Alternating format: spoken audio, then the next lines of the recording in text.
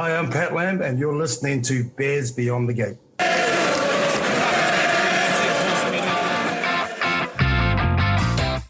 You're listening to Bears Beyond the Gate, a Bristol Bears podcast made by fans for fans, with 3 season card holders. At Ashton Gate, we love the club, the game, and all things Bears. This week, we review yet another barnstorming away win at the Twickenham Stoop after a second half flourish of mesmeric running and offloading rugby.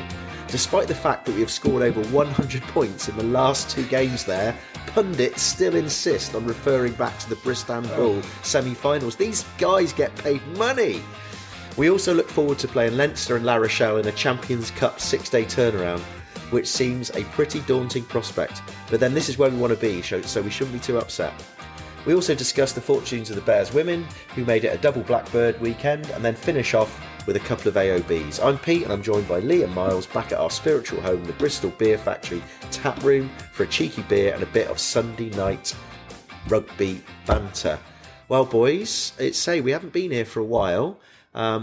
Lewis isn't here, but he did email us in the week to say that he'd left clear instructions to the staff that the red carpet celebrities were in town. Well, the tap was remaining open. I turned up at 6:45 and there was a man, a butler on the door, and he welcomed me in and he put the red carpet out and I didn't even have to ask. The nitro stout was already poured for me on the bar, and in fact we should have a little shout out to Nick, who was he usually works over at the junction, he told me, but he was very good, looked after us, and so we're back here and it's not raining, which is handy, and no wind either. They finished clearing up in the kitchen, so we've got no excuses, boys. But before we get into the game, because it was fantastic to get back to the Premiership, although bizarrely one game in the Premiership, and then we're off again. I mean, fixture. Let's not talk about fixtures. The general rugby pods can do that. But anyway, Miles, you did text on the Friday night saying you do love a Friday night win, don't you? Well, it absolutely just sets up the whole weekend. And in fact, I'm a bit tired this evening because I had to drive me and the Duchess and the kids had to drive all the way to Cambridge for a wedding last night. A bit of a late one. Didn't get the helicopter then? No, absolutely no. A bit too windy. Couldn't take off. Couldn't take off. Yeah. Back today though. Anyway, had a great night, and love a Friday night. And anyway, at the wedding, you met someone, didn't you, Mark? It's a small world, the rugby world, isn't it? Very small. I met a mate of my wife's cousins who used to live with them in South Wales, and Wendy introduced him. He said, have a chat with him. He said, what do you do? I'm the groundsman at the Principality Stadium. I said, you what? I said, you're going to be cutting the grass for the big day out. He said, I certainly am, Miles. So, good lad, loved rugby, proper Welshman, obviously not their current form at the moment. I was chatting about our podcast, and we've chatted to all the players, etc., and chatting about Harry Randall, whose brother, lo and behold, dated his daughter for 2 years. It really is a small world. It really is a small rugby world. So there we are. It's amazing who you meet at a wedding on the other side of the country. I hope that you mentioned to him that obviously it's a Bristol Bears home game. Yeah. And that the grass needs to be cut in accordance to the way we play. I did say that. Nice and short running game. And if it's a bit wet, I did ask if he could influence maybe the roof coming on as well. But It's May. I think we'll be all right. Well, anyway, great night. Bit tired today, but good to be back at Bristol Beer Factory. What about you, Lee? How are you? Yeah, good. Been working the weekend. Well, there is actually one thing I've got to say, though. Yep. I too am struggling for Friday night because, do you know what? It was one of those games. I know we're going to get onto it in a minute, but my heart didn't. If I would have stuck the old blood pressure monitor on my arm, God knows what reading I would have got back from it, because it was just one of those games, wasn't it? I know, and I know it sounds terrible because we were outstanding, but I only really felt comfortable after 73 minutes. Yes. Yeah, when, I think you're right. When we nailed a penalty to go. I think we went 24 points up with 7 minutes to go, and I was looking and thinking, we've won now. Which is crazy. Which is just it's absurd, isn't it? It is. Like a performance like that, and yet we still panic. I mean, the comms said that the Quins players were blowing after 10 minutes. I mean, us three, we were blowing after 2 minutes, weren't we? I mean, they don't. I mean, exactly. It's a good point. I mean, there were fans around the country, like gasping for breath, and it's not just the players, but it was funny. Well, anyway, let's get into it. One thing I should say, we are missing someone on the table at the moment. What? in your little tote bag, which I should say to the listeners is a pretty disgusting tote bag, Miles, isn't it? Horrible, isn't it? It's a half and half tote bag. It's Bristol City and Man City. Oh. and why beat and why? Because I wasn't thinking, because I'm tired. And it was when Man City played Bristol City, was it last year or the year before, when it was that big, it was Carabao Semi-final. Cup semi-final. Yeah. And they obviously, I think they put all of those bags on every seat. And then I think my daughter got given one as a present from one of her friends who went to the game. I don't know why, she's not even a football fan. Anyway, it's just like every Sunday, I'm just about to leave the house to come here. I need a little bag to put the iPad in, to put the recorder in, to put this, that, and the you other. don't need that little And I just didn't think, and I just put it straight in My there. concern is, what is it doing near the front of your bags? Well, A it was just half and half bag? we've got. It shouldn't be easy to pick up. We've- It should be in the bin. I'm sure a lot of people appreciate this. That we've got like an understairs cupboard that is a shambles of organisation. It's got all the shopping bags in, the Hoover, It's got half and half and it's just scarves it was by the dark. sounds I just of put it. my hand in there and just picked out what I saw. All right. But the point I was trying to make, though, I mean, now you've confessed. Yeah. That's good. That's I'm good sorry. enough. I'm sure the listeners will Yeah. forgive you. But what's inside the tote bag is what I was talking about, Pete. What have we got in there that needs to come out onto the table? Oh. Of course, Because I mean, I forgot. Hang on, everybody. It is the return of the not the space cowboy. Cliche bell. great spot. I made a big effort to bring the cliche bell, and then almost forgot. So well done, Lee. That is That good. half and half bag. So just for any new listeners out there, because I know that we obviously get like hundreds of new listeners every week, we've been sent a cliche bell. So if one of us lets ourselves down, alludes to fine margins and realise that we haven't taken the learnings, then we have to keep pressing the bell. Although it's not really supposed to be, it's supposed to be a deterrent. It's supposed to be there, like on the table, to try and make us widen our vocabulary a little bit. Yeah, absolutely. So And good, now it good is. spot. Yeah, it's there now. But anyway, Back to let's- matters in hand. Eh? That is, now we've got all the important stuff sorted. Let's get on to matters in hand. So, boys, we've had a break from the Premiership. We'd had a great start. We actually thought we could have been, we could have been unbeaten. To be fair, in that first little block of, we should really have beaten Sarries and Gloucester. Said he wasn't happy, was he? No, but we weren't. You take what you've got, and then we had this kind of little break of the couple of Prem Rugby Cup games, and there was one weekend where there was no rugby at all. There was some women's games. We went to a cup 1-1, didn't we, Miles? So it was quite nice to get back to the Premiership, albeit this like one game, and then we're into Europe. So it was a 48-24 6-try demolition of Quins. We've been there before. In fact, all three of us have been there before at the end of last season. And it was just it was just a fantastic game of rugby. And I think before we talk about some of the detail, I think, we put a few things out on our Twitter feed during the game, and it was quite nice that we got a few replies from fans of Quins fans, and even a couple of a Leicester fan and a Sarries fan, all basically saying, "Boys, that was fantastic. That the rugby that Bristol were playing was great to see." And it cemented, I think, what we said a couple of pods ago, is that I think now one of the great things about the way we're playing rugby is that we now become everybody's second favourite club again, because I think a lot of rugby fans appreciate what we're trying to do now as a club. But it's not just willy-nilly throwing it around. It's got a plan, and it's taken a while. We've got to admit, it's taken 2.5 seasons, hasn't it? But and also we still get beaten with the money bag stick, though, don't we? Which someone kind of came on. drives me off a little bit. Well, we're below the cap, so I don't think they can pull that Exactly. anymore. Somebody can did they? put that on tape. We're below, and I almost replied actually, because not only are haven't we got below the cap, but when you look at who was playing on Friday, Joe Owen, Academy, James Dunn, Academy, Jack Bates, I think that's Academy, sailed. Harry we Thacker. We haven't got a £1 million marquee player anymore. Harry Thacker, been here 7 nonsense. years, snapped up for the Championship because Leicester didn't want him. Jake Walmore Come from the Championship. Exactly. We could go on and on. Jan Thomas, homegrown, Yeah. although came from Gloucester. Yeah. But not a big name. Okay, we've got Grondona, and we've got a Bill Matter, but we got Bernard Yancey van Rensburg. Nobody wanted him. No, that's right.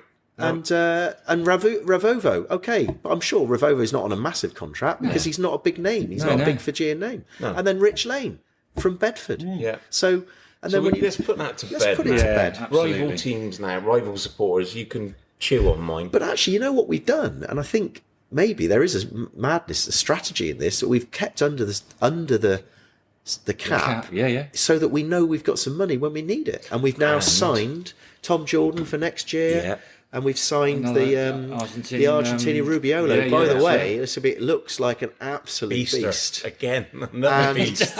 And then we've obviously got a bit of money if we need some emergency signings. So let's put that to bed. More pumas than the New Forest, haven't we? We are. I mean, we've gone from. We're kind of travelling around the world. We're very much Pacific Island, aren't we? That's true. And now with a tiny. We stopped on the way at South Africa, and then we've nipped over to Argentina. So we're doing all the Southern Hemisphere pretty well at the moment. Yeah, we've got more Malbec now, haven't we? Which is lovely, right up my street. Exactly. A nice steak. Malbec. Anyway, boys, I think we need to talk about this game. We're putting it off, aren't we? Because I'm putting it off because I'm trying to savour the feeling. But we'll start with you, Miles. Just give us your general thoughts on that game on Friday. Your general kind of summary of how it unfolded. Well, I think quite quickly, after about 4 minutes of a Don Brandt try, but people haven't seen it, I suspected it would unfold in an awful, hideous way that only Quins could sort of put the knife in against Bristol. However, delighted that we turned it round after 13 minutes and then pretty much just dominated the game right up to 80 minutes. I mean, a phenomenal performance by Bristol. All caught. Oh yeah, mate. I punished it twice. I think when you repeat a word that is quite hyperbolic. You wouldn't do insects. No, don't do absolutely. Yeah. I mean, it was an all-court game from start to finish, from side to side. We'll chat a bit about statistics later on. One of the best games of rugby, I think, and exciting I've ever seen Bristol play.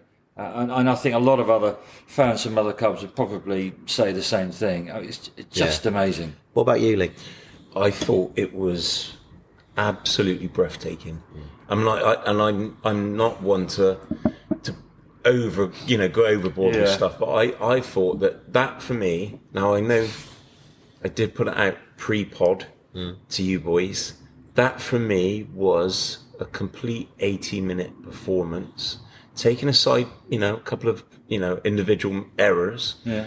I thought that was the 80-minute performance we've been looking for. I was absolutely on the edge of my seat for 80 minutes, and what an advert for Premiership rugby.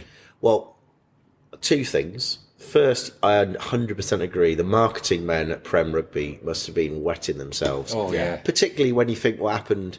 Bath Exeter was a boring load of rubbish yesterday. Sale Leicester was box kicking rubbish, although fair play to Sale for winning this afternoon. Did us a favour by beating Tigers. But it was almost like rugby from a different planet. I was saying at home, it's almost like Quins and Bristol were playing with different rules. Yeah. And what I really liked about it was that there has been some talk that this new kind of allowing the kick chaser to not be impeded rule would lead to more box kicking. And Quins did do it a bit, but we didn't bother. We just thought we don't need that. Yeah. We didn't use that. We did what the game was designed to do, which was to use the ball, was to hunt for space, was to pass and move, but also do all the really good basics. So that's the first thing. And it was literally breathtaking. Because I think a lot of fans on there watching it at the gate, but at the stoop, but also on their sofas, were out of breath. Probably need a bit of oxygen just to watch it, isn't it? I know. Good. So but going back to your 80-minute performance thing, it's a debatable point. I think there'll be listeners out there saying, "Hang on a minute, Lee." So I feel like I ought to play devil's advocate, and I think you're right. The way we play rugby, there's always going to be a few mistakes. My issue is that I think 21-18 at half time, wasn't reflective of our domination, and showed that, we gifted the intercept try to, Yeah. I mean, that was a 14-point swing because we gifted that to of Murley when course. we were about to score. Yeah. Then we had the Northmore strip and run from his own half, and we knocked on probably in the red zone at least 2 or 3 times. I could debate that. I just never felt completely comfortable the whole time. Now, maybe that's because we're not used, like a Sarries fan is kind of used to winning all the time and winning back-to-back titles. You kind of have a deep faith that you're going to win a game. But there were still moments in that game I just wasn't sure. So which makes me think, is that the definition of an 80-minute performance? And I do take all those points in hand. My kind of theory on this, and my opinion on this is more like, we've gone to Quins away, right? It's a tough place to go. Yeah. And if we hadn't have made those individual errors, which we can, as a performance, you have to allow some individual errors. I don't think you'll get an 80-minute performance that doesn't involve some errors. To some description. And it should do, because it's a competitive league. And actually, like we talk about Falcons last year and that 80 points. That's not really a proper game of rugby, is it? No, it's not. And actually, you're right, because there was ebbing and flowing on Friday. And I think you're right. I think within the context, you want ebb and flow because we want a competition. Well, what it showed was, in fact, it was the skill that you saw from Murley spotting that intercept. It was a phenomenal, don't use that again. It was a great run through and spot, That is why the bell was on the table. Now we're self-regulating. Yeah, and you're right. Murley was great. He spotted that and ran it. You could argue it was a bit of a lengthy pass out from Marmion. And even from Northmore, I thought he'd had a great game. I mean, it looked a bit easy on Friday night. Watching it back today, he did a good strip and then launched himself. It did look like Ravovo.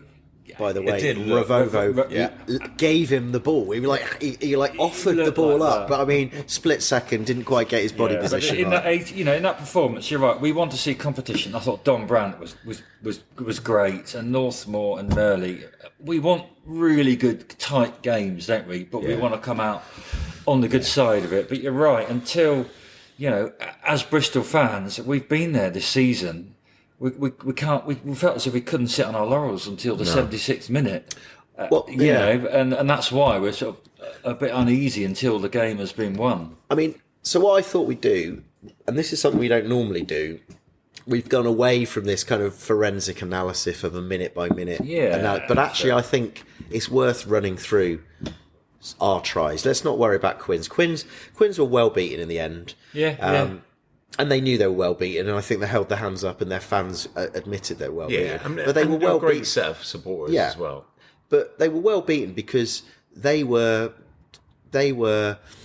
demolished by a game plan that is coming together very, very quickly. So let's go. I mean, our first try was we entered the 22. The first 10 minutes, as we were saying, was crazy. There was people on their knees in the first 10, and we would refuse to give up possession. And I mean, we were going from phase to phase. Marmion was getting the ball away, and by the way, I think that's one of the best games Marmion's had. Absolutely, but he was getting the ball backwards and forwards. We were stretching them, and I know it was part of the game plan.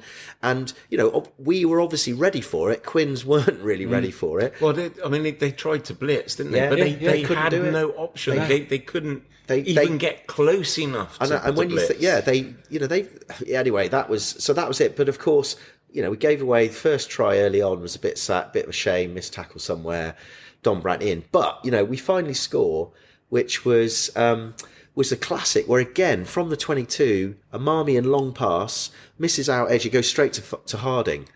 And this is where we are different to other teams, is that Harding can act. He's a number 8, and he does all the hard yards, and he does all the carries, and he does all the tackling. But he can also operate as a first receiver who's not just going to put his head down and burrow. He's so mobile. And he's so mobile, he pops it to Lane, who pops it to Ogre, who's on the wing. Ogre breaks 50 yards and realises he's got no support, and he slows down him. But that's the thinking. That's such clever thinking. Yes. Ogre holds the ball, someone comes in, and then we get a rut, we secure it, and then it goes. They've had to come all the way over, and then we suddenly whip it out wide, it goes through the hands, and then we've got Rich Lane coming fast. Yeah. It was the fact the ball is in front of the runners. Rich Lane hits the space, and all he's got to do, draw the man, pops it to Ravovo, who slips over. And that was a sensational try. It really was. I mean, we should say, like, our grade N. I mean, like you've just said then, Pete, the thought process to actually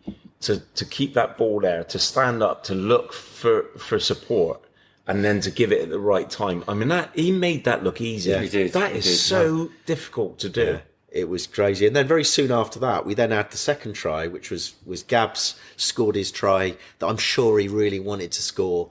You know, the place that made him, the place where he was an academy boy. And he got a bit of pelters from Marla and the fans for celebrating too much. For the Contaponi style celebration without the Yeah. clapping. Yeah. But I think he deserved it because it was such a great try. Yeah. And I mean, do you remember it, boys? I mean, it was the one where we had a ruck on the close to their touchline. Yeah. And this is what they said on comms, and I noticed the time that Gabs was the one that spotted it. He spotted a 2-on-1, and he told Marmion, Look up. and then Marmion actually did the right thing, which was to throw a dummy. Yeah. And then Gabs switches his line inside, and you look at that and you think, rugby's so easy. I know. You know?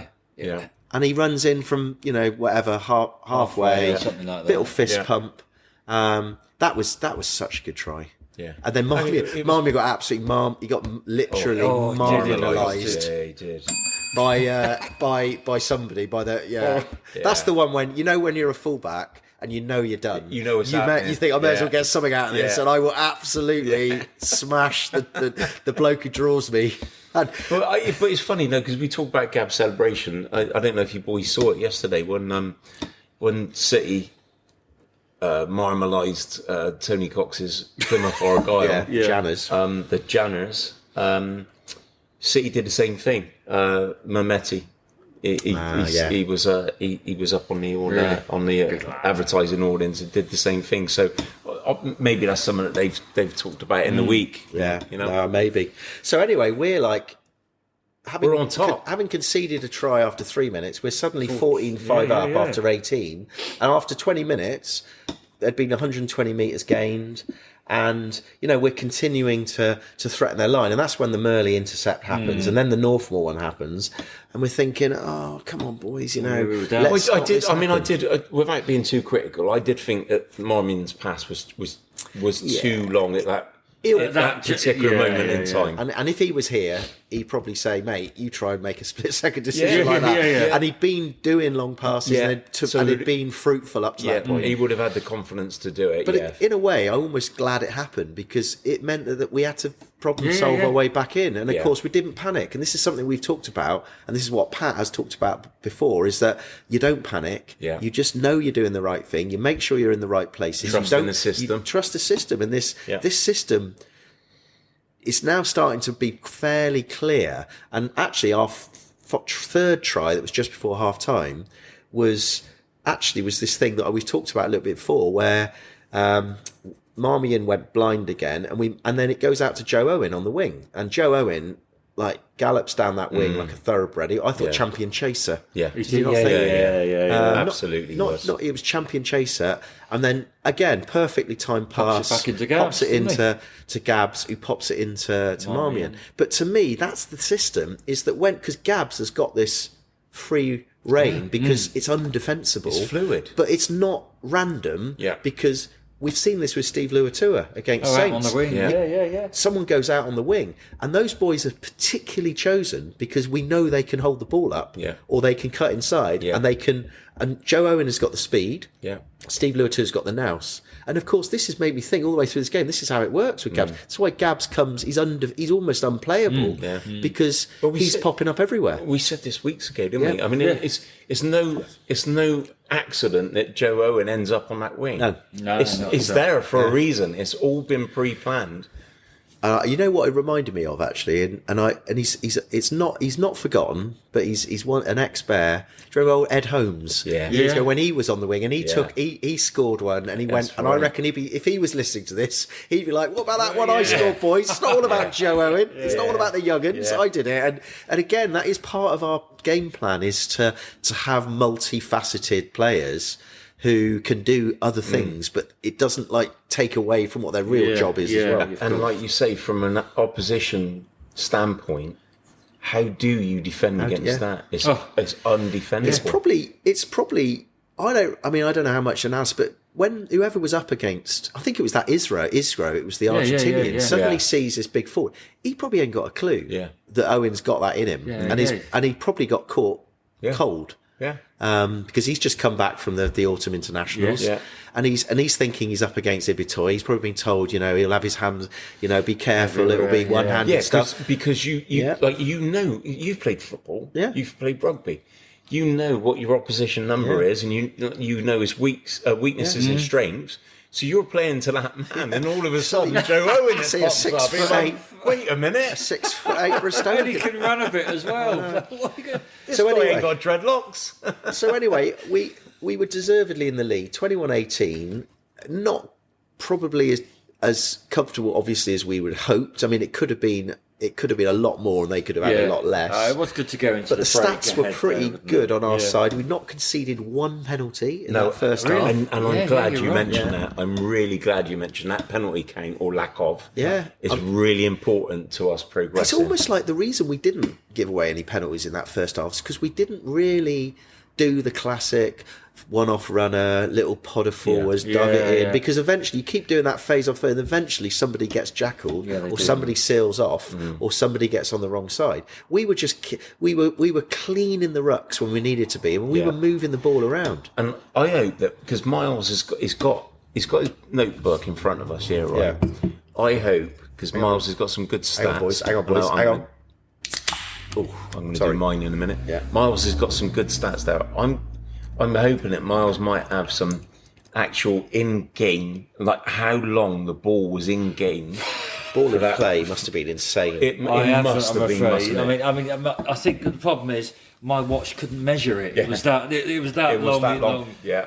Gabs mentioned it at the end, and you're thinking like it didn't ever feel like that ball was ever out. A couple of line hangs, and that was off to Luke Pearce. He was great on the night. He kept it flowing, and I think he was one of the best refs in the. And also hats off to him for keeping up with play. Yeah, I mean, absolutely. If anyone should have got man of the match, it was him. Do you know what? Referees do get a lot of stick, but I'm glad you mentioned that, Miles, because Luke Pearce was absolutely outstanding. I thought he was great. The game flowed brilliantly. Even with we'll get onto the Tyrone Green try in a bit. Yeah. But even with that, he wasn't quite sure, was he? No. So he's like, well, let's wait and let's have a good look. No, anyway, it was really good. No, I was going to say, go for it. Hang on.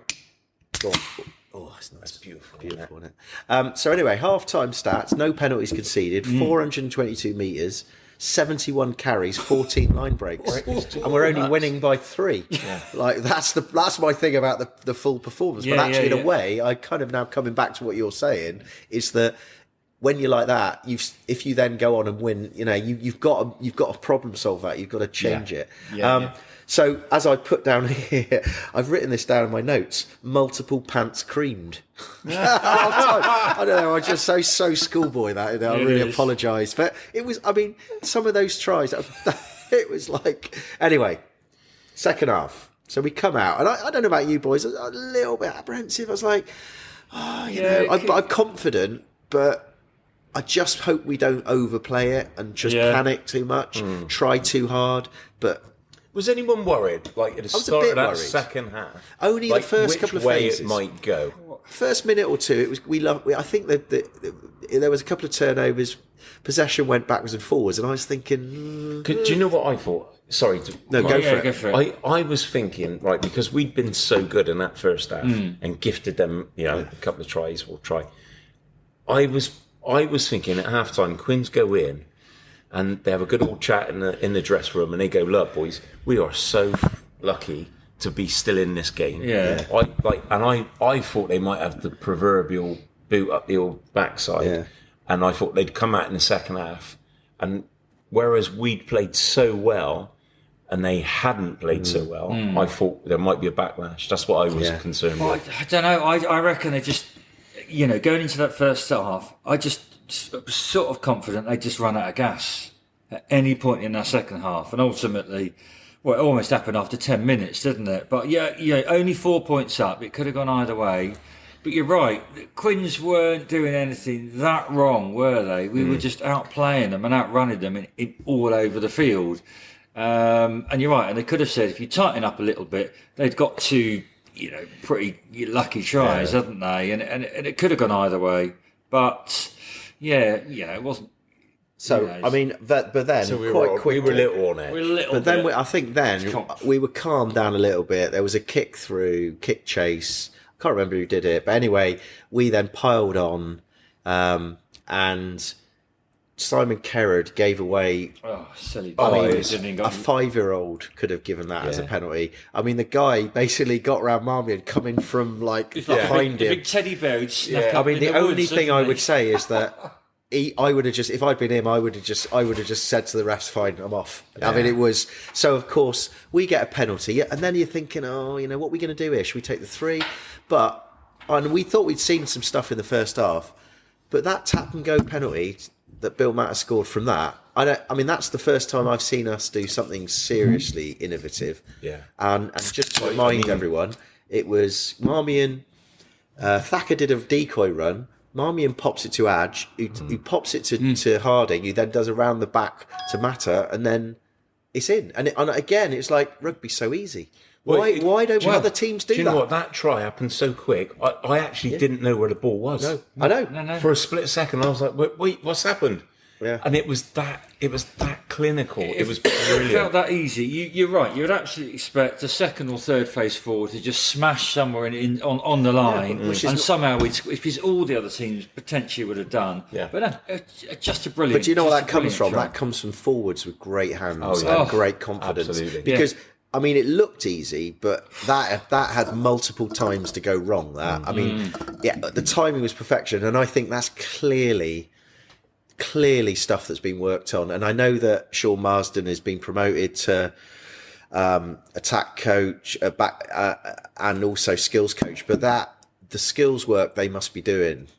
Him and Dave Ellis, I think, is the other guy behind the scenes, is really now coming to fruition. I mean, some of this, that was everything about working on people's skills. And we should say, it's about time. Yeah, He's been there. He's been there for forever at Bristol, and it's about time he's actually getting the plaudits now. Well, he gets to sit next to Pat now, and he's got a little earphone in. He looks good, and I've noticed that Well deserved. I noticed he started wearing his glasses. He looks quite intellectual He does. as well. So he's rising. He looks next good. thing he'll be allowed to be interviewed on TNT. Yeah. Or by us. By us, eh? Anyway, so what we're saying is this is you're right. This is we're doffing our caps to the coaching. Of course we are. We are. And actually, this has probably been well planned since pre-season and stuff like that. And fitness. And that's the other thing is the S&C side of it.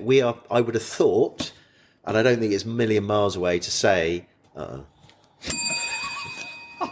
that our fitness plan must be all about this game plan, all about knowing that we're going to be doing this sort of running, and therefore I imagine they're planning the training accordingly for 50-yard runs and stamina. It has to be, doesn't it? You don't have that game plan and not have the fitness to go with it, because we'd be mullered. So just from there, it's like we've got that. Then very quickly we then have another one where Bill Matter offloads in the middle, so he goes into contact, but this time he offloads it out the back, chicken wing to Jake to Bernard, who then drills that kind of flat one out wide to flat pass out wide to Jack Bates. But what I love about that, again, it's the classic pass where it's just in front of the winger who's going at and I think even Jack Bates does a little hop and catches it and then just accelerates off.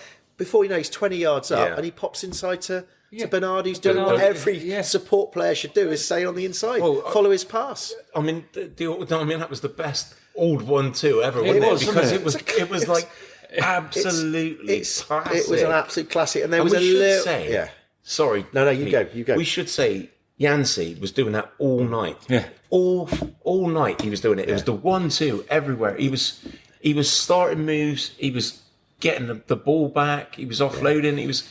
It was phenomenal. So then I'm thinking, Sorry, Miles. phenomenal. Oh, yeah. And then I'm thinking it can't really get any better. We've seen some amazing tries, and then it gets better. I actually think the last try we scored, the 6th try, was the Santi Grondona try. Yeah. What it's got to be try in it's got. I cannot see how there's going to be a better try. It won't be beaten. And it's just because it had every element of what rugby's about. Fast ruck ball, quick delivery. To AJ McGinty, who I haven't even mentioned yet, who was unbelievable, who does that double pump dummy that just destroys the Well, he almost destroys did it twice in that same blitz defence. same blitz, didn't Well, he? he did. Well, this is what I'm saying. I mean, it was He like a double pumped. quadruple pump in that to Who- gain that I think it was try. Northmore, to be fair, was just completely flat-footed. Yeah. Mata hits the gap. He then smashes somebody. So he's not looking for the offload. He knows that he's all about quick ball again. Yeah. It goes out to AJ again, who just does the subtlest of dummies, and then just passes to Bernard, who then does a one-hander to it's Joe Owen again. Yeah, it is. Joe Owen does what every kid is told: Two forwards straighten, waiting out on the wing, aren't they? and draw your man. Yeah, and I reckon I don't know who it was who defended him, but I'd love to think it was that Isdro again. He's thinking, oh my god, no, it's not him again. Here we go again. And he's like, and then he pops it to Santi, who does what he finishes like a winger. He goes low and he slides in, and he lay there on his. He loved it. He And it was absolutely it loved reminded it. me of Gazzo with the dentist chair. Yeah, it Like, was, he's yeah. because he knew that he had just That was- finished Yeah. one of the best team tries you'll ever see. Yeah. I mean, I guess Quins couldn't believe that two forwards are finishing off that move. Yeah. Like, what are we going to do to try How and get can you around? play How can you against that? play against this team? Deep in the second half, Yeah. and we're talking about players that have been playing the whole time. Yeah. So Mata had been playing the whole time. It wasn't a sub who'd done that. Yeah. It wasn't Owen. He wasn't a sub. No, It no. wasn't Grondona. These boys had been running. So I mean, And you think that was still only 55? yeah, Yeah, I know. I know. And that was almost too early, because I thought, I always felt like that. If I'd been Luke Pearce, I was like, boys, just stop the game, get on the mic to the whole stage, say, shall we finish it now? Do you know what? If And the would've- Quins if go, it yeah, would- we could go. If it Yeah. would have been a boxing match, the referee would have stepped in Yeah. long before. I mean, I reckon a couple of the Quins boys were throwing. I mean, the towel was coming in. I thought, but yeah, it was. They were by what, then, was it- 45-17 up at that point. I weren't actually- we? Don Brandt as well. Was that? Had he got injured by that Yeah. point? Because he was. Yeah, he was limping. Marler had already gone by then. Marner hadn't he? had gone. And we should say as well, like Marner. Are we going to mention? We'll do it at the end. Okay, we'll do it we'll at do the that end. We'll have a again. couple Okay. of. All right. I just want to finish off. Yeah, So yeah, go. Yeah. I was going to say that try, I'm sure that will be clipped out by junior coaches all Yeah. around the country, Yeah. and they'll just say, "This is how you play rugby," right? And then of course. That was annoying though, because after that was when we were 28-0 up, and then I can't remember who was doing the comms. It wasn't Nick Mullins. It was someone, but it was like, oh, just out of interest. Oh, Then was Bristol Healy- at 28 Healy and 0. Ben No, it wasn't Kay. Healy. Ben was, Kay was no, it? it And wasn't Alistair them. Eakin It was wasn't the other them. one? Yeah, it wasn't them. It was Yeah. Alistair Eakin. Yeah. It was like, when you're a comms, you've got to think of something. And he was like, oh, 28 points, Bristol, anyone? I was like, are you insane? Are you on another planet? Yeah. What sort of... That was poor. Six- I like it, but that was 65 poor. minutes in, so there's, 15 minutes left Yeah. of the game. And even like, what's the Why? point of It it? was cheap. Why? wasn't It was Yeah. very cheap, Miles. It was budget. Yeah. In fact, it was village commentating. It was And Primark. it was farm foods. So, Oh! Hey, come on, you can't do some farm foods. What's lower than farm food? there isn't. It There was- isn't. Well, let's have answers on a postcard. How much cheaper? It was what's lower than a Because Nadir? Quicksave doesn't exist anymore, does it? What's lower than a Nadir? In the commentating world, that was lower than a Nadir. Yeah, Yeah. it was a cheap shot. wasn't it? Anyway, funny enough, after that we then give away two Oh, tries, don't we? yeah. And I'm starting to think, oh my god, oh my god. Well, one, didn't we? And then but then Yeah. eventually we got a penalty and we calmed down, and we as we said, 73 minutes, we were 24 up, and I was like, yeah. You can take your lazy punditry, Yeah. and you can stick it somewhere else. Yeah. So that was it, That's boys. exactly what it was. Lazy. That was Yeah. the final, exactly. Final score 48-24. Yeah. So And we milked them, didn't we, boys? We milked we them. did. and I think the Quins players would have held their hands up and said, boys, that was you taught us a lesson there. That's the second time you've done it in the space of about 3 months. Yeah, and we could also say, obviously, Quins missing some of their internationals. Yeah. I know we had Genja Randall out as well. But I think that even if those players were playing their internationals, I think the way we played, we would have still won that game. We would have won that game. I think at a canter. I was just thinking very quickly. I've written a few little extras. I don't know if there's any little sort of short, sharp points. Anything else we would say? We've mentioned quite a lot of stuff in that. Any players we haven't mentioned?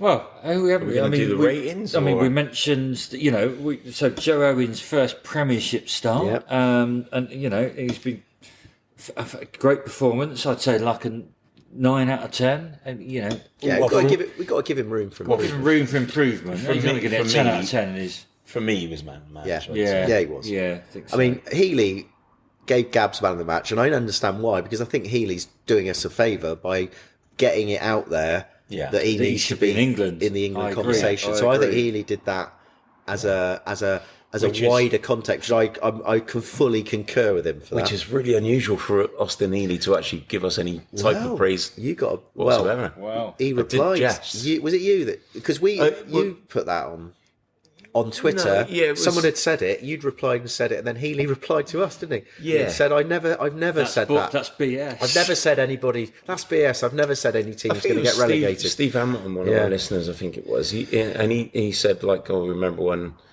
when Healy basically said we'll get relegated before the first game of the season. So Healy said, "Oh no, I that's complete BS. Never said that." But I don't know whether he did say that or not.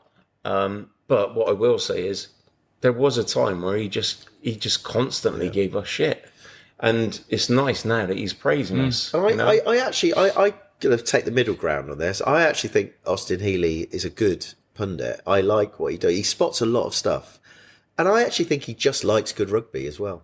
And I think he likes teams that try and play rugby, and that's why he's loving us at the moment. Anything else? Any other points, Miles? You want to mention at all? I mean, I'd love to say that Adge, who had obviously a great game, but got 100% kicks. Yeah. I mean, and some tricky ones on the sideline. So hats off to Adge. He was, Do you know what that is? down. That tells me what a pro he is, because he knew that game when he didn't kick well, that probably lost us the game. He didn't rest on his laurels. I reckon he went back. He reflected, and he has been almost perfect since that game. And that just shows you never ever stop learning. No, because Jared Evans didn't have a great kicking game, did he? And he'll probably reflect and do better next time. Absolutely. So I think Adge. I just think Adge, and just what a guy. Like, he's not even massive, is he? And but he defends hard. And he's just brilliant. He's exactly the player we needed. Yeah. Can I just say, I wanted to give a big shout out to someone who's probably gone under the radar a little bit Friday night, but James Dunn. Yeah. I just thought, do you know what? He wasn't spectacular. He wasn't doing anything out of the ordinary, but what he did do was all the basics. And without those foundation basics, you don't get a win like that. And I'll add to that, Max Laheath, Jake Walmore, because we needed people to keep our ruck speed up. And to me, those three boys had a job. And this whole thing about players doing things. Joe Owen knew he had another job. He had a job to be on the wing and be in there. The back row just do what back rowers do. But I think Dunny, Woolmore, and Max Laheath, not only do they have their set piece job to do, and that, you've got to rely, those three have got a lot to do with our scrum being solid, but they also, our clear outs were so clean and all that sort of stuff. So I actually went solid, not in a cliche way, in a technical way. That's the reason I didn't ring the bell. I know, you went for the bell, pull back. So I think we need to mention that. And then Charatama, who came on, Jan Thomas, who came on. There was a seamless bench transition. Yeah, absolutely, it was. Which is brilliant. And we should say, I mean, we were gutted that Joe Batley, with his injury, to hear about that this week. And then who would have thought Joe Owen comes in and plays a blinder like that? And I mean, there are players ready to step up in every position, as Pat Lamb alludes to. And we should. But lo and behold, they stepped up. Yeah, and we should mention Bill Matter.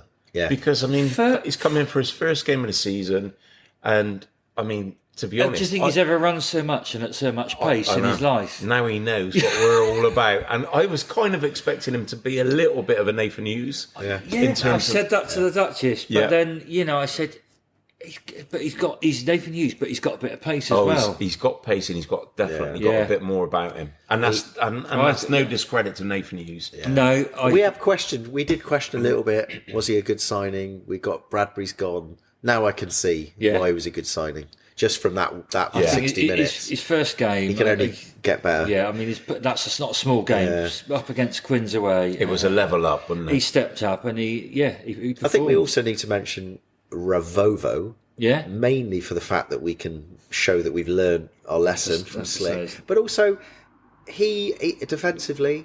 he played a great game and he scored his try. I mean, again, I don't think anybody in the Prem, any 13 in the Prem, is going to be that comfortable seeing him up against them as well. No. And the more he plays, the more he gets used to the pace of English rugby. Of course, and the more that he realises that he's got a job to do. Yeah. Brilliant. So I was pleased with him as well. And one more. I think we've all got to doff our cap to Jack Bates. Yeah. Because I just thought, he's not a young lad anymore. We can't say that. He's been around the system long enough, but I thought that what he was really good at doing was keeping that ball out wide, and also just bringing other players into play. Yeah. And I just thought, he wouldn't be there. He wouldn't be our first choice player, but I thought he did a fantastic One more thing job. Which the Duchess picked up, that is the quickest and the zippiest I've seen Kieran Marmion play this season.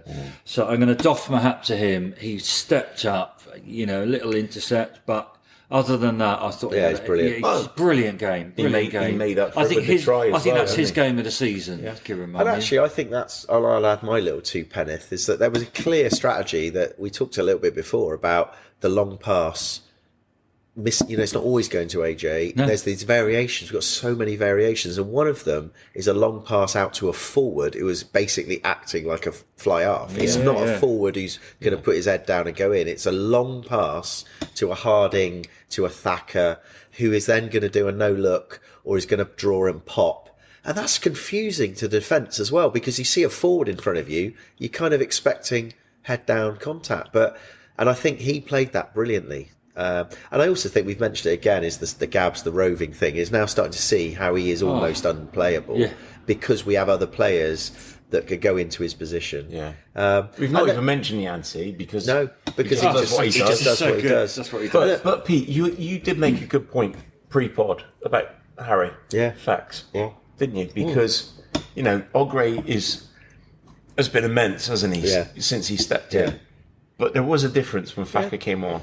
Ogre's he is still a young pretender, and they did a little package before, didn't they? When Sarah Elgin was talking to Ogre, I know you see it, and it was all about his journey, and he's it's brilliant, and it's really interesting. I mean, it's quite an interesting little. I learned a few things that, but actually, when Thax came on, I thought Thax has been doing this for 7 years, and he hasn't had the recognition that he deserves. And I'm sure he's really supportive of they work together because they're so similar. Yeah. But it is a bit of it's a bit ironic, isn't it, that he isn't.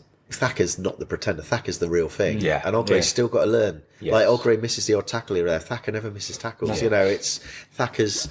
Yeah. So anyway, I think that's a good point to finish off. So, the only thing we should mention is, although it's not a Harlequins podcast, is obviously the Joe Marler thing. I did actually think they over-egged it a little bit at the beginning. It was all about him, and I wonder whether that was a little bit too much. That it kind of took the focus away a little bit. Him coming out with his kids at the beginning.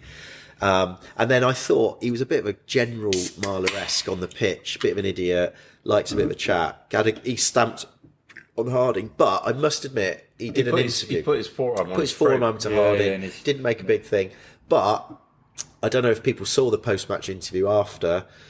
I thought he redeemed himself. He was quite honest about why he was giving up. He made a bit of he was taking the mickey out of Chris Ashton about selling out and saying, "Come on, say what you really think. Look at you now with your new teeth and your nice little trousers and your spray tan. Say it for real." And I quite like that about him because, Chris Ashton has always been was a gobby player and a bit of a rebel, and now he's kind of become the sort of slightly sterilised. Well, I think that you have to do that. Yeah. He's got to earn a living. You can't. You can't your on-field persona is not the same as an off-field persona. You can't present with wonky teeth and the hair out of place, can you? I mean, we know that Callum Sheedy wasn't that keen on Joe Marler, but what I did quite like about that interview is that he was quite humble, and he said, rugby's been so good to me when I haven't been good to rugby. And I was thinking, that's interesting. And then he then didn't allude, he developed that argument by saying that pre-COVID, he'd always been horrible with fans. He didn't understand why fans wanted to, take his photo. And it was only in COVID, when there were no fans there, he had a revelation that no fans, no game. And I think that was actually, that the fact he said that live on TV is something that a lot of young rugby players would look at as well and learn from. I would say, I mean, that's the type of thing you come out with, I guess, only with experience and looking back in hindsight. Yeah. I still think he's an absolute tit. He is, personally. Yeah. Complete bell end. Yeah, and there's something we were saying about this. We think that something else has gone on, haven't we? That they did say, why are you retiring now? And he made a joke about he'd actually retired last week, but because Finn Baxter needed mandatory rest, they'd asked him to play. And he said, after 10 minutes, I knew that I'd gone. I mean, that's what he said, actually. He knew I'd gone emotionally, physically. I knew after 10 minutes on that game, I was gone. But there's more to it in the There's background, definitely someone else. And we may, who knows? Yeah, anyway, it's not a Harlequins pod. Anyway, great victory. 9 victories away in a row now, isn't it? Yes. And that's, and every game, am I right? Every game now we have won. We've won with a 4-try bonus point win this season. Yeah. So, Miles, you got some stats there. Hit us with the real stats, because we were just saying listeners love the stats. We were just we're a bit of a stutter. We were just saying about being out of breath. So metres between the two teams, Bristol in that match were 884, Quins 594, which totals 1,478. The closest game this weekend, metres made, was 923. Not even there. And the lowest was, look at it. The Sale match, 346 metres between the two teams. I tell you what, the ball it's disgraceful. It's disgraceful. It's like a different game. It is. Yeah. Well, there we go. I mean, we talk about the all-court running game, but I do wonder whether those metres, they fudged the stats, and those metres were Quins running backwards just to make it look good, really. Because that is outrageous. It'd be interesting. We'll look at the end of the season if that is the highest metres between two teams of any game. Maybe get my stats ahead on. But those stats. I remember when we had Pietau and he was doing his thing, and we'd but that's better, isn't it? Semi Randra. Yeah, surely. But that was a team performance stat of meters. I mean, everybody contributed to those. Everyone. That's a good point. That's a good point. Love it. And I mean, it would have been more if Ogre hadn't slowed down and gone backwards for that first try. Maybe meters forward Did they come backwards. Off? Minus meters. But the possession was 50, exactly down the line, 50-50. But look at the result. At the end of the day, you look at that and you think, well, they just smashed Quins at home, didn't they? I just remembered something, boys. I feel like because it's a big celebratory pod, we did get 4 acrostics come in. I didn't ask for them, but now people just love it, and I think we need to recognise those 4. So first one, really quickly, Dan Masters. We met him, we know him quite well. We see him down here. Look, he's got a very jaunty hat that he wears. Here he goes, Dan Masters. You ready for this, boys? It goes. Marmion's dummy and rib tickler. Yeah. Are we daring to believe? Ravovo proving his worth. Luke Pearce let the game flow. Epic debut for Big Bill. Run it. Right. Marlow. I love the fact when they get them focused on little issues. Absolutely. Big friend of the pod, John Phipps. He did. Now, this I'm going to give you a clue. This is 1, 2, 3. This is 4 words, 4 separate words. Okay. So here we go. Paper out. Hang on. First one is a word of. I say I'll give you a bit more of a clue. Word of 3, like 3 letters, then a 2-letter word, then a 3-letter word. You don't need to do that. Me and Mike Sorry. We've known the alphabet for a few years. Okay, here we go. Sublime team display, innovative rugby, easy on the eye, X-rated stuff from Gabs. Okay, I've got the first one. Yeah. Owen outstanding, Fijian magic from Mata and Ravovo. Yeah. The away run continues. Harlequins ran ragged. Energy levels off the charts. Still with you. Bears top of the league for now. Everything to look forward to. Still great players to come back in. Thanks for reading. Yeah. 6 of the best. 6 of the best. Oh, that's genius. That is genius, class. that one. That really Absolutely is class. And then 2 more.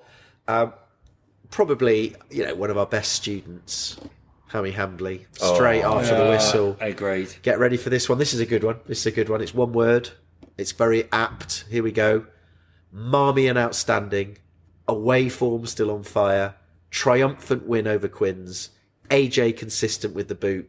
Debut try for Big Bill. 100 caps for Super Steve, which we didn't mention. Resilience is key. It is Matador. Our Argentinian little link. It's kind of, Spanish, kind of. Yeah, Matadors in Argentina. Argentina, of course. Absolutely. So brilliant. That's Love Hemingway. it. That is just and the thing is, what is annoying is that I put a tweet out straight after the game where I'd put things like all that sort of stuff. Yeah. AJ brilliant, Matter. But I hadn't done it as an acrostic, and I never think about doing it as an acrostic when I do it. And someone came on and said, "That's the worst acrostic I've ever read." And I'm like, "Yeah, you're right, but it's not my job." Think Do about you know what? I have to admit, though, you do post a lot out Yeah, during the game. I know. It's all processing. I'm not keen on that. I'm not keen on that. I'm too busy trying to concentrate on the game. It's I called get these multitasking. notifications up. What I'm have we sweating. put out now? Multitasking. No, stop, It's drawing in the Pete. fans. Stop. It's generating Don't debate. even look at the notifications when you're trying to I know. watch a game. Exactly. It's skill. just It's enjoy actually the quite a game. skillful thing to do. We used Very to teach, skillful. shouldn't he? Multitasking. Yeah. Anyway, right, last one. Big friend of the pod, Roddy Jenkins. Oh, yeah, Roddy. Yeah, how's he doing? I'm sure he's doing fine because he's good enough to send in an acrostic. So here we go. You ready for this, boys? It's short and sharp. Brilliant, exciting, away win, riveting, superb ball skills. Bears. It's brilliant, Roddy. It's not quite as good as the others, but it's a good start and I like it. And next time I'm going to set him some homework. I'm going to say next time, Roddy, what I want you to do is Take the learnings. I'll tell you what, Roddy, I'm going to give you a work on. Next time, I want you to try and link it to the actual game, and that's high That's the level. challenge. Yes. And that's your challenge, Roddy. Yeah. Link it. So Leinster, Yeah. I'd like to see one where you link it to the game. Let's have a Leinster acrostic, please, Roddy. Yes. Well, actually, if it's Leinster, it's got to be limericks, surely. Oh, yeah. yes. So we should put that out here now. Yeah. We don't want Yeah, yeah. acrostics next No. week. Got limericks. It's limericks only. Yeah. Limericks only. Yeah. Right, boys, we've got to crack on. Next game is Leinster. We're not going to talk about Leinster because we might just put a little hint out. There might be something else coming this week that will help us preview Leinster, and we'll just leave it at that. Absolutely. It's a big game. It's where we want to be. I'm sure we'll put out the best team we possibly can. Yeah. But let's just leave it at that. A couple of other things we need to go through before we finish. Women's game. The women have been playing. Yes. Obviously, they've been playing while we had Prem Cup games as well. But lost to Harlequins, which we went to see. Didn't we? Miles was a bit disappointing. Got quite easily. It's all in the past. All in the the past. past. But on Saturday, it was Saturday, wasn't it? Yeah, on yeah, Saturday, yeah. Away at Hartbury. gritty 19-14 win away at last year's champions. Which Lost is to a Hartbury. Bloody brilliant win. against And Hartbury. 2 tries, very early tries actually. Went 12-0 up quite quick. Courtney Kate and Holly Aitchison back Yeah. from Monaco. Yeah. I noticed she'd been down there in this world. She was on Bronze. stunts, Oh, yeah. nice. So she went from Monaco to French A. Yeah. Anyway, I wasn't French A. No, It it's was away. Gloucester She went Hartbury. even worse. She went from Monaco to Gloucester. Well, at least she But that was didn't Hartbury, get wasn't it? stuck waiting for Yeah. a taxi Yeah. on the edge of I know. did she? Oh, yeah, can you imagine that? She's fared on the better red than we carpet did. of Monaco, and then she's waiting at the exit for a taxi for an hour in the middle of nowhere, the Gloucestershire With a load of countryside. sheep and cows. in Yeah. it. Anyway, Absolutely. obviously, Holly did Waiting for that. an hour for a beer. But I then- wouldn't have. They then came back into it, as you'd expect, because they're a good side, and we were losing 14-12 in the second half, but won the game with Phoebe Murray. I think it was a little chip over, and Phoebe Murray following it up, and then Amber Reid, the evergreen Amber Reid, was on. Yeah. She nailed the conversion, so we win 19-14. That's a great win. Yeah. Great win. And it also, Absolutely. it also coincided with Big Dave Ward and Tom Luke, who is his assistant coach, both signing new deals. And yeah, that's great. It's showing consistency. But boys, time to bring home the bacon, isn't it? Well, Well, you boys did text, didn't you? We did, you know, yeah. on a WhatsApp group in the week and saying like, great to get Dave Dave. to get Dave extending the contract. But I did put You did. time to You did. deliver. And given the fact we saw him losing arm wrestles to virtually the whole of his team in the beer factory, he's got a bit of work It's to time do. to hasn't bring back the Gloucester old spot. Exactly. Yeah, you're right. With the with the resources he's got, HBC, the link with the club. I mean, he would say he did get us to the final and almost won it Yes, last season. he So did against. And that's good enough. Yeah, absolutely. that's good. But we want Next we demand. level. we want some. And actually, on that note, next game is next week at Ashton Yeah. Gate, 3:00 against Exeter Chiefs, who are winning the Yeah. league, weren't they? Well, in the High five. women's game? In the women's Yeah, game, yeah. No, They're leading. yeah, they're leading. They're not they're winning. leading. You're right. So that is 3:00 Saturday 3:00. down at the gate. Which is great, apart from What? one negative is that there'll be some Exeter fans there. That's Oh, the problem. okay, that's all Because right. I went to the Yeah. last year's home game at Shaftesbury Park, Yeah. and there was a group of Exeter fans that, oh my god, they had the drums, they had the headdresses, they were the full cultural appropriation boys Oh, and dear. girls. And actually they were all right afterwards. There's a bit of banter. But the one thing that really wound me up was that every time anyone did a knock on, they got the drum out and they started singing "She's Knocked It On," la la la la la, and I just thought that's not funny, and it's not even. It's just so I'm hoping. I mean, they love their team. They're fair play to them. They're passionate fans, but let's hope there's not too much drumming. And that's why I always take my my drum piercing equipment. Yeah. Just for those. Can you remember that? Yeah, that a couple of years ago, boys. Gosh. We had this Oh, absolute God. muppet. Am I allowed to tell this story? Go or and not? tell it. I think you should. We had this absolute muppet. He Sat right in front of us in the sat right in front of us, and it was boom, boom, boom. And I did tell him politely a couple of times, didn't I? Please Don't do it. just don't keep banging that But I drum. don't think he It's giving me a understood. headache. I says, give me a migraine. He was from the depths of Devon. He must have been. He was East I mean, Devon even boy. Paddy didn't know him. Yeah. So he must, I still, you know what? I can still visualise that bloke. There are times where I wonder what he's doing now. We haven't got a drum now, has he? He's got a workable drum. He certainly was. Unless he might have a new drum or he stitched it together. But yeah, his old one. Oh, There's no more. Yes. Anyway, we're distracted. So that's next Saturday, 3:00 kickoff down at the gate. The whole of the Dolman stand is open. Yeah. I've got a ticket. In fact, good lad. I've got 2 tickets if anyone else boy. wants to join me. Yeah. But Nice should be one. good. Well, I think that leads us to a couple of very, very quick ones.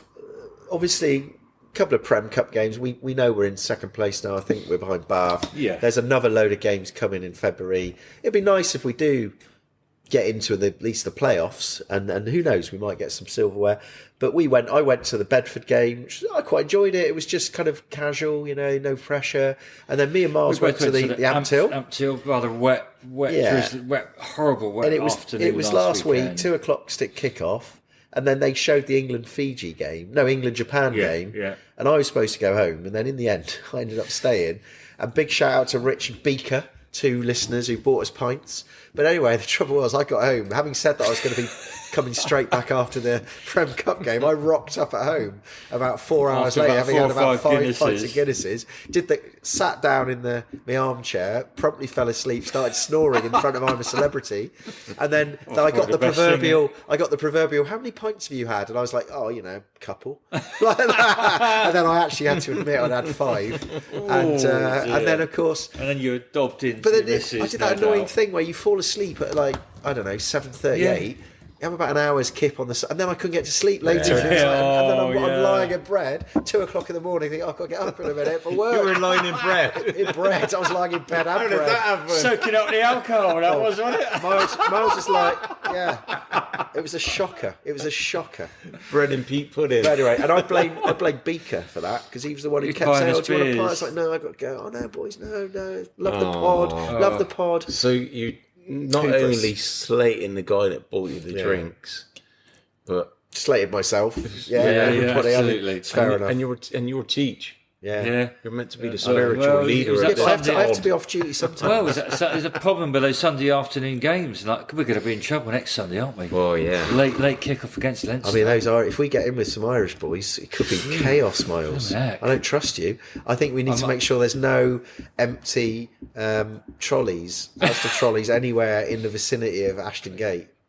because I don't want to be pushing you back in a trolley. That's very true. On that note, That's very and that's true. a niche reference for those listeners who've been with us a long time. But Miles, for those that are new to the pod, there is a story about Miles after the European Challenge Cup win. When we watched it all on telly down at Tony's house. Miles got absolutely bladdered, and he trusted me to take him home. Lee took him over in an Asda trolley. It was a pram. Oh no, it was a pram. What am I talking about? It was a pram. But that's even more weird because we've had this thing. What the hell was a pram doing? Outside your house? In fact, there's some kid somewhere never had their pram. It's like, I tell you what though, that kid's thanking you because he had to learn to walk really quickly. If you do believe in fate, that pram was literally waiting outside Tony's house. It was like, Miles, in you go, son. Mate, and the fact he fitted in it so well, it was honestly, it was beautiful for me because, obviously I got two girls and they grown up. It's like being a dad again to some strange old man. Anyway, I can visualise when this goes out, there are people listening to this. So could you just finish now? Yeah. So I think on that note, we will. It's been great fun. I hope everyone's enjoyed sharing the joy with us from Friday night. We look forward to bumping into people at the Leinster game, even though it's a horrendously stupid kickoff time on Sunday. I know. But everyone, have a good week. Stay safe. Look out, maybe, for something else to come out this week. Yeah. I say that with trepidation, but you never know. And every boy, 1, 2, 3. Come on, Come you on, the bears.